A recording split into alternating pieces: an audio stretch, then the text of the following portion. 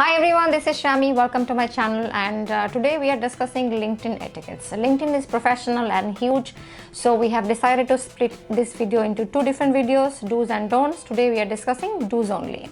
Without further ado, let's get started. Tip number 1, complete your profile. Without a complete profile, people will not really trust you on a social media.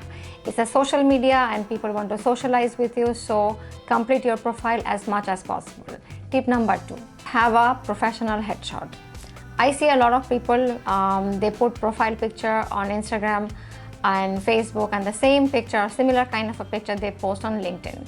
That's not professional at all. Go to a studio, get a professional headshot and post it on your LinkedIn as a profile picture. People will appreciate you.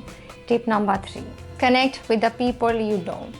We know a lot of people, we studied with a lot of people, we have worked with a lot of people. It's better to add them first as your first connection.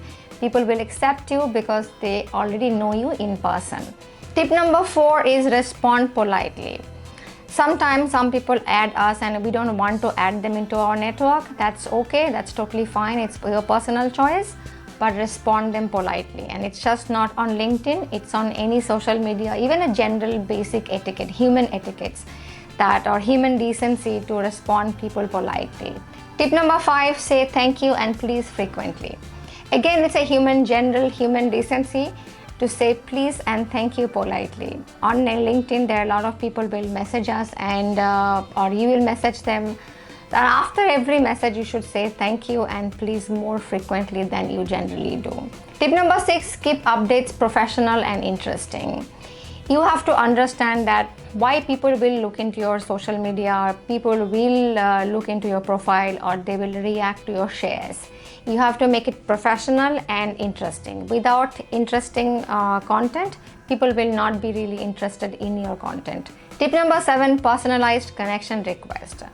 We may want to add someone who we don't know already, but we want to get to know them. So in such sense, before you send them a connection request, how about you send them a personalized request and a personalized message that why you want to connect with them. And once they respond to you, you have a conversation with them, then you add them into your network. And you know what? Then they're more likely to accept you rather. You send them a friend request or a connection request and they will just think like, oh, a stranger is trying to connect with me in my professional network. Should I add them? Should I not add them? Probably they will not add you. Tip number 8 is send a welcome and thank you message. When you invite someone to join your network and when they join you, send them a welcome message or a thank you message for joining you. It's more like someone came to your home and you didn't welcome them. LinkedIn is not so different. It's your personal network, and when people are joining your network, you should send them a thank you and welcome message. Tip number 9 is respond promptly. It can be tempting to hold on for a second or a day or 2 or weeks sometimes because we are busy with our own life. But LinkedIn is a professional network and people doesn't try to connect with you just for no reason. They also have work. Maybe that work will work into your advantage, and if you respond promptly, you will get to know that whether this work will help you to proceed in future or not. Tip number 10, give recommendations to ask recommendations. There is nothing wrong in asking recommendations, but before you ask them recommendation, give them recommendation first. Give them recommendation and then ask for recommendation.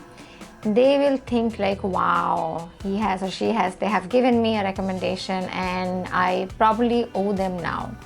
So chances are you will get recommendations. But if you don't give recommendation and ask for a recommendation, they will think like, they don't feel like giving me recommendation, but they want me recommendation.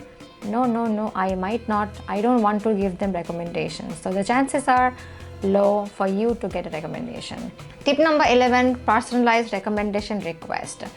When you are asking for a recommendation, how about you remind them what you used to do with them and what they used to praise you about, and maybe you have worked with them 5 years ago for 2 years, that means 7 years, and people are very busy these days, they don't remember everything. But maybe you are good at marketing and you would let them know that like, hey, do you remember that we have done this event, that event together, and I used to do this.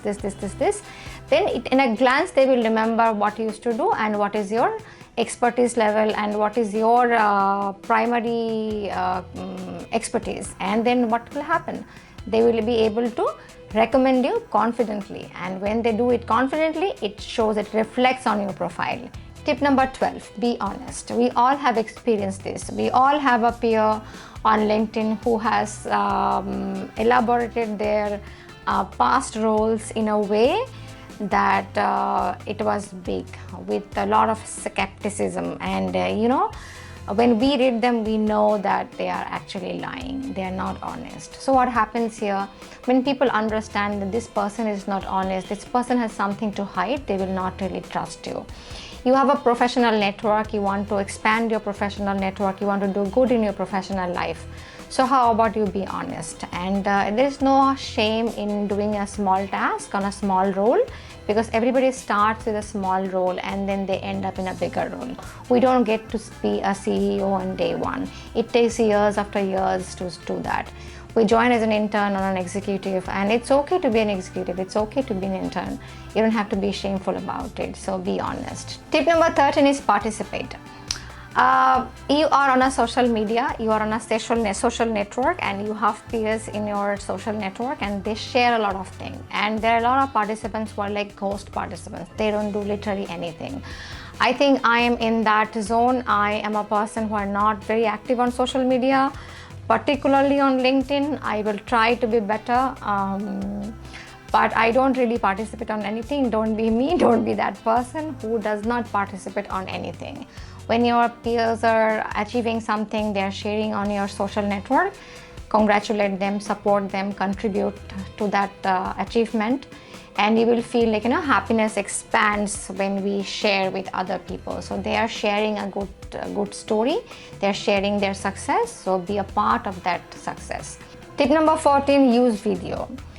LinkedIn has recently introduced this feature, and if you are not comfortable in front of camera, that's a totally different ball game. But if you are comfortable in front of camera, use some video features. Video influencers are taking the full advantage of this. I am comfortable in front of camera, but I am not very good with social media, but I'll try to be better, I promise. But if you're also comfortable in front of camera, try to take the full advantage of this feature. Tip number 15 is keep it professional. It's a professional network. Be professional. Try to share only those stuff that matters into your work, into your career, into a professionalism. Nobody wants to know what you are eating for lunch, dinner or breakfast, and what you are doing on this weekend with your family. Save that for Facebook or Instagram.